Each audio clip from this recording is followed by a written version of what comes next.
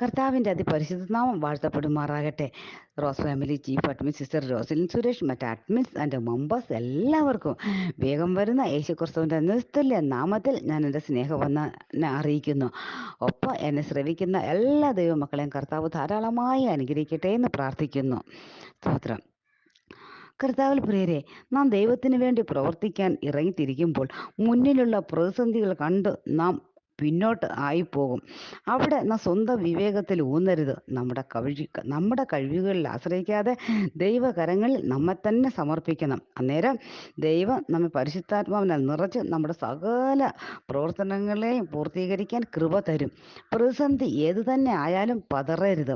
പ്രതിസന്ധിയുടെ നടുവിൽ വന്ന് വിടുവിക്കുന്ന ഒരു ദൈവമുണ്ടെന്ന് നാം ഉറച്ച് വിശ്വസിക്കണം. നമ്മുടെ മുന്നോട്ടുള്ള വഴി എത്ര ദുർഘടം പിടിച്ചതാണെങ്കിലും അത് എത്തിച്ചേരുന്നത് നമ്മുടെ നന്മയിലും അനുഗ്രഹത്തിലേക്കുമായിരിക്കും. ഒപ്പം നമ്മുടെ ഉള്ളിൽ ബലം നൽകി നമ്മെ ധൈര്യപ്പെടുത്തും. കർത്താവിൻ്റെ വേലയ്ക്ക് വേണ്ടി നാം ഇറങ്ങിത്തിരിക്കുമ്പോൾ പണ്ട് നമ്മുടെ അറിവില്ലായ്മ കാലത്ത് ഉണ്ടായിരുന്ന നാനാ മോഹങ്ങളെ തീർത്തും ഉപേക്ഷിക്കണം. അതുകൊണ്ട് സകല ദുഷ്ടതയും എല്ലാ ചതിവും വ്യാജഭാവവും അസൂയയും അപവാദങ്ങളും നീക്കിക്കളഞ്ഞ് ഇപ്പോൾ ജനിച്ച ശിശുക്കളെപ്പോലെ രക്ഷയിൽ വളരുവാൻ വചന എന്ന മയമില്ലാത്ത പാൽ കുടിപ്പാൻ വാഞ്ചിപ്പിൻ എന്ന് നാം വായിക്കുന്നു. ഒരുത്തൻ ക്രിസ്തുവിലായാൽ പുതിയ സൃഷ്ടിയാണെന്ന് അറിയുന്നു. പുതിയ സൃഷ്ടിയാണെന്ന് നാം അറിയുന്നു.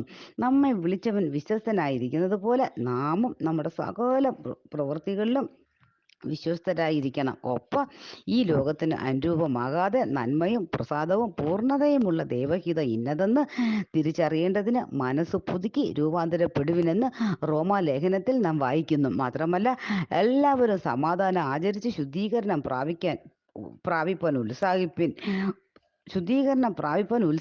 ശുദ്ധീകരണം കൂടാതെ ആരും ദൈവത്തെ കാണുകയില്ല. ആദ്യം പ്രാർത്ഥനയ്ക്ക് നാം പ്രഥമ സ്ഥാനം കൊടുക്കണം. നമ്മുടെ പ്രാർത്ഥനയ്ക്ക് ഉത്തരമുണ്ട്. നമ്മുടെ നന്മയ്ക്കെതിരെ പോരാടുന്ന ശത്രുവിൻ്റെ തല തകർത്ത് കഷ്ടതയുടെയും പ്രതികൂലത്തിൻ്റെയും നടുവിൽ നിന്ന് ദൈവം നമ്മെ ഏറ്റവും ശ്രേഷ്ഠമായ ഉയരത്തിൽ എത്തിക്കുകയും നമ്മുടെ അതിര് വിശാലമാക്കുകയും ചെയ്യും. പ്രിയരെ, നാം വീണുപോയ സാഹചര്യം കർത്താവിനറിയാം. വീണെടുത്ത് കിടക്കാൻ സമ്മതിക്കാതെ നമ്മെ കരം പിടിച്ചുയർത്തുക തന്നെ ചെയ്യും. മനം തകർന്നവരെ സൗഖ്യമാക്കുകയും അവരുടെ മുറിവുകളെ കെട്ടുകയും ചെയ്യുമെന്ന് സങ്കീർത്തൻ പറയുന്നു. പ്രിയരെ, കാലം ഇനി അധികമില്ല.